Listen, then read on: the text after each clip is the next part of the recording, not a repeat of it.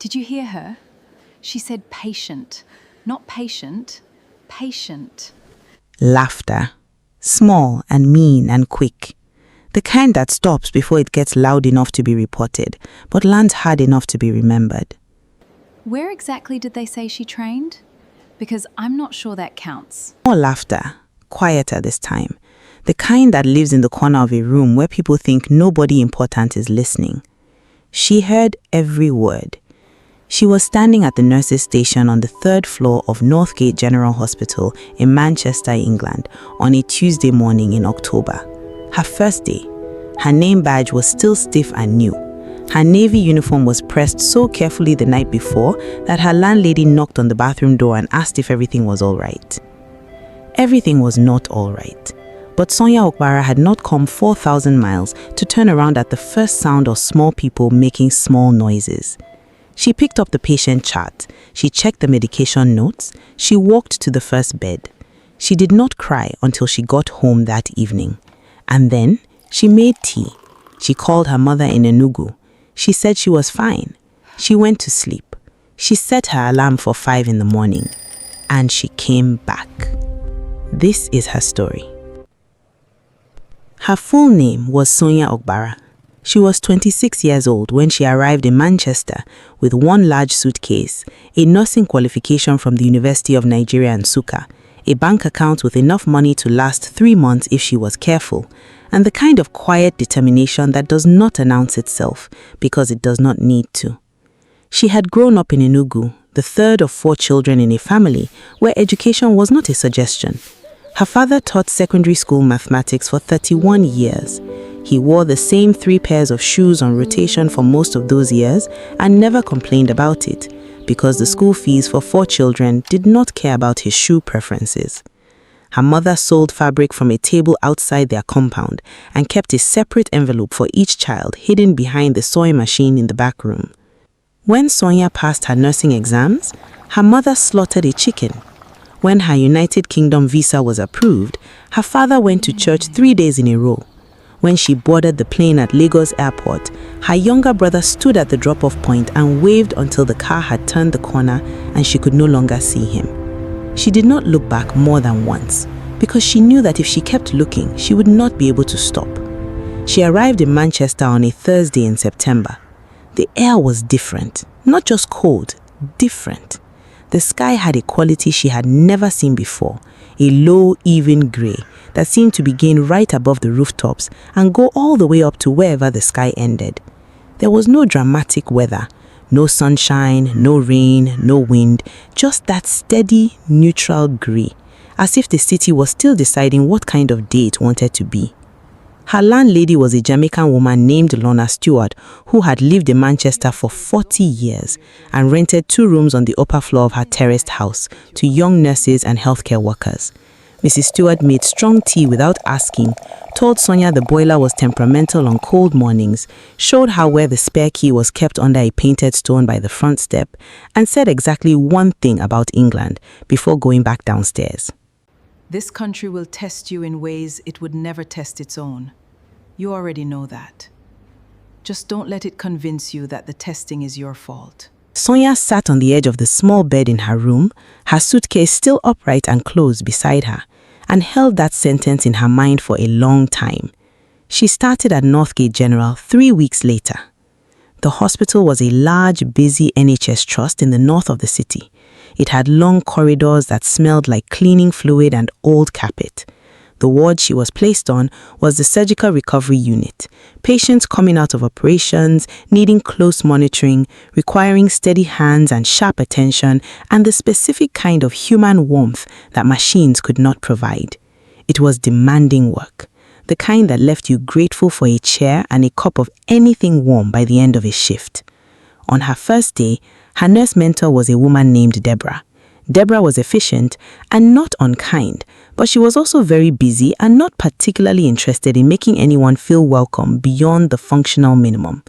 She handed her a folder, showed her the medication cabinet, explained the patient handover system in 11 minutes, and then disappeared into an emergency at the far end of the ward. She introduced herself to the nursing assistant on duty, a young woman named Ruchi, who had kind eyes and the practical warmth of someone who had been new herself not very long ago. Ruchi was the one who showed her where the coffee machine on the third floor was always out of oat milk by 10 in the morning if she wanted some. Ruchi was the one who looked at her when the laughter happened at the nurse's station and said nothing, but pressed her lips together in a way that said she had heard it too and she was sorry. The two women who laughed were named Georgina and Isabel. Georgina had worked at Northgate for 11 years. Isabel had worked there for 7. They were not villains in the way that made things simple. They were ordinary people who had grown comfortable in a world that looked like them and sounded like them, and had decided that without examining it very carefully, the way they did things was simply the correct way things were done. Sonia understood this. She had read enough, traveled enough in her mind before she traveled in her body, to know that most of the difficulty that awaited her in England would not come from cruelty.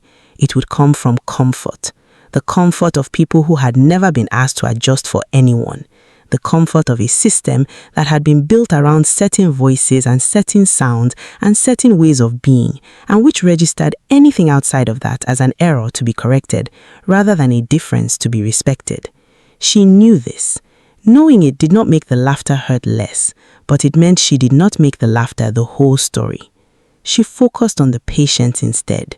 And this is where Swinya Okpara began to build what would take her 15 years to complete. There's a thing that happens when a person who was trained well meets patients who need care. It is not dramatic. It doesn't happen in a single moment. It accumulates, the way trust always does, quietly and over time, until one day you look up and it is simply the established truth of a place. Sonia was a careful nurse, not just clinically careful though, she was that too. She was careful with people. She remembered the names of the patient's family members. She noticed when someone had not eaten properly. She sat with patients who were frightened before procedures and explained things simply and without rushing, because she understood that fear grows most powerfully in the space between what you know and what you do not know. Old Mr. Patterson on bed 7 told his daughter during her visit that the Nigerian nurse was the only one who had actually explained to him what the drain in his side was doing there. Mrs. Kate Obi, a British Nigerian woman recovering from a hip replacement, grabbed Sonia's hand on day 3 and said to her, "You are doing well, my daughter. Do not let them make you small." Sonia put those words somewhere private and kept moving. Georgina and Isabel did not change quickly. This is the honest truth about how these things work. People who have decided something about you rarely change because you are competent. Competence threatens the story they have told themselves. It does not dissolve it overnight. What happened instead was slower. A junior doctor named Henry started requesting Sonia specifically for post-operative patient handovers because she gave the most thorough verbal summaries on the ward. A ward manager named Sister Ella pulled her aside 3 months in and told her plainly and without ceremony that her patient satisfaction scores were among the highest on the unit.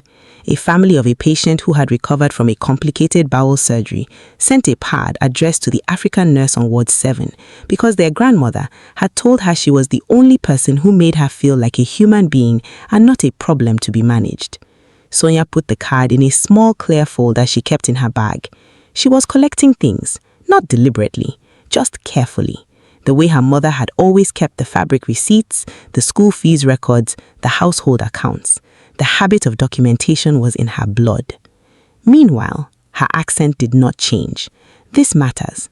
Some people, when they are mocked for the way they speak, slowly begin to edit themselves. They swallow their vowels, they flatten their rhythm, they perform a version of speech that does not belong to them in order to belong somewhere that has made it clear they are not fully welcome. Sonia did not do that. She spoke clearly, she enunciated carefully, she made sure patients could hear and understand every word she said. But the music of her voice remained hers, the particular rise and fall of Nigerian English, the way certain words carried warmth in her mouth that did not always carry in other mouths, the rhythm that came from a language and a life that has shaped her before Manchester ever saw her. In her second year, she enrolled in a part-time healthcare management course at Manchester Metropolitan University. She attended classes on Tuesday evenings after long shifts. She submitted assignments on Sunday mornings before church. She paid her own fees because she had been careful with her money in the particular disciplined way of people who understood that every pound saved is a choice that tomorrow's self will be grateful for. In her 3rd year, she was promoted to senior staff nurse. In her 4th year, she was asked to help design an orientation program for internationally trained nurses joining the trust. She said yes. She built the program from her own experience of her 1st year. The things that nobody told her that she had needed to know. The things that felt like carelessness but were actually gaps. The things that made people feel invisible until the invisible things became the reason they left.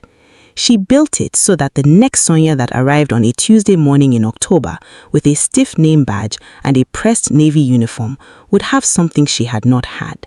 She called it, in her own notes, the welcome that should have always been there. Georgina attended one of the orientation sessions 2 years after it launched. Sonia was presenting at the front of the room. She saw Georgina come in and take a seat near the back. She continued presenting. She did not acknowledge the history between them with so much as a glance. After the session ended, Georgina approached her. "That was very well done," she said. There was something in her voice that was not quite an apology, but was in the same neighborhood as one. Sonia looked at her. "Thank you, Georgina," she said. "I'm glad it was useful." That was all. She did not need more than that. Because the thing about being a woman who has spent years building rather than fighting is that by the time the people who doubted you come close enough to see what was built, the building has already become its own argument. You do not need to make the case. The case is already standing. Nobody watches a woman build slowly. This is the truth about the kind of work Sonia was doing across those years. It did not make headlines. It did not produce a single dramatic moment that anyone would have taken a photograph of. What it produced was a reputation so deep and so consistent that it had become simply the established fact of her presence in that hospital.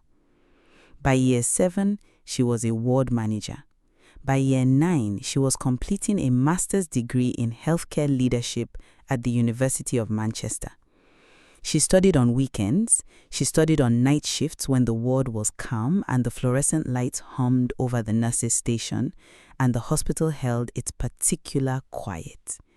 She wrote her dissertation on workforce retention strategies for internationally educated nurses in NHS trusts, drawing on 10 years of observation and data and the quiet accumulated understanding of what it costs a system to waste the people it brings from across the world and then fails to keep. Her supervisor called it one of the most practically grounded dissertations he had seen in 15 years. She graduated on a Saturday in July. Mrs. Stewart came to the ceremony. She had retired the year before and moved to a smaller flat, but she came on the bus and sat in the 3rd row and clapped so hard that the woman beside her looked over twice. Sonia's mother could not come. The visa process was long and complicated and the timing did not work. But she called that evening from Enugu and the first thing she said was not congratulations. She said, "Your father would have been very proud." Her father had died in her 5th year in England. A stroke, quick and without warning, on a school morning in February. She had flown back for the burial and stood at the graveside in the Enugu Hamatan with the dry dust on her mourning clothes and the particular grief of a person who is very far from home and cannot bring their home to them. She had come back to Manchester 8 days later because the mortgage on the small flat she had bought in her 4th year did not pause for grief, because the patients on Ward 7 did not pause for grief, because she had learnt the hard way that the only thing grief could not survive was the absence of purpose, and her purpose was still standing, still requiring her, still worth returning to. She returned, she worked, she kept going in the particular, quiet, costly way that nobody celebrates, but everybody eventually notices. By year 11, she was Assistant Director of Nursing for the Trust. By year 13, she was sitting on the Trust's Workforce Strategy Board, representing nursing leadership in discussions about how the hospital recruited, trained, and retained its clinical staff. She was in rooms she would not have been permitted to imagine standing in on that first Tuesday in October 15 years ago. She was in those rooms not because anyone had handed her a door, but because she had built the door herself, piece by piece, year by year, with her education and her discipline and her patient records and her orientation program and her master's dissertation and the card from the family of the woman on Ward 7 who said she made their grandmother feel like a human being. She had kept that card. It was still in the clear folder in her bag. The contract arrived in year 15. Northgate General was expanding. The NHS Trust was restructuring its nursing services across 3 hospital sites and needed to formalize the service agreements that govern nurse training partnerships, staffing provision, and international recruitment pathways. It was a significant piece of work with financial and operational implications that would shape the workforce of those hospitals for the next decade. The trust needed someone who understood nursing at every level, who understood international recruitment from the inside, who understood the system looked like from the perspective of the people the system was built to serve, who understood contracts and workforce strategy, and the complicated layered question of how a hospital keeps its best people. They asked Sonia to lead the review and sign off on the final service agreements on behalf of the nursing directorates. She sat at a long table in the Trust's main boardroom on a Thursday afternoon. Autumn light came through the windows. There were 8 people at the table. Documents in front of each of them, water glasses, a projector showing a slide with the Trust's letterhead and the words Nursing Services Partnership Framework, Final Review. 2 of the people at the table were representatives from the staffing agencies the Trust had used for years to fill temporary nursing positions. One of those representatives was a woman in a grey suit who introduced herself as the regional director of the agency. Her name was Isabel. She looked across the table. For a moment, neither of them spoke. Then Sonia opened the first document. "Good afternoon, let's begin." She did not acknowledge what the room held, not because she had forgotten, but because some things do not require acknowledgement. The table itself was the acknowledgement. The document with her signature authority were the acknowledgement. The 15 years between that nurse's station and this boardroom were the acknowledgement. She read through the contract terms calmly, she asked precise questions, she flagged 3 clauses that needed revision before she would sign. The legal team noted them. The agency representative agreed to the revisions. Everything was handled with complete professionalism. At the end of the meeting, as people gathered their papers, Isabel approached her. "I think we met years ago when you first joined the trust." Sonia looked at her for a moment. "Yes," she said, "we did." Isabel paused. "You've done remarkable things here." There was something in the sentence that carried more weight than its words. The particular weight of a person who has spent 15 years knowing somewhere beneath the surface that they were wrong about something and have only now found themselves standing inside the proof of it. Sonia picked up her folder. "Thank you, Isabel," she said, and then she walked to the door. Not because she was angry, not because she needed to make a point, but because the meeting was finished and she had 3 other things on her calendar before 5 o'clock. And she had spent enough years in that hospital to know that the most powerful thing she had ever done was simply to keep showing up. There are people who will tell you that the way to respond to someone who has mocked you is to defeat them, to prove them wrong loudly and publicly, to make sure they know when the day of reckoning comes exactly what you have built and exactly what they said and exactly how wrong they were. Sonia never lived by that idea. Not because she had not been hurt. She had been hurt. That October Tuesday and all the Tuesdays that followed in those first years had cost her something real. The loneliness of building in a place that was not built for you cost something real. The missing of a father who did not live to see the boardroom cost something real. The years of studying in rooms lit by fluorescent lights while other people slept cost something real. But she had learnt across those 15 years that the response to being underestimated is not to make the people who underestimated you pay. It is to build something so solid, so true, and completely yours that the underestimation eventually becomes irrelevant. Not because the wound disappears, but because what was built becomes larger than the wound. She still spoke with her Enugu accent. She still called her mother on Sunday and said she was fine, even in the years when fine is something you have to choose rather than something that comes naturally. She kept the card in the clear folder. She stayed. If there's someone in your life right now who is far from home, building quietly in a country that has not always been kind to them, share this story with them, not as comfort, as evidence. Tell them Sonia says, keep going. Tell them the contracts are coming. Some victories don't make noise. They simply change everything. See you in the next payoff story. This is Payoff Stories, where every sacrifice finds its reward and every story has its payoff.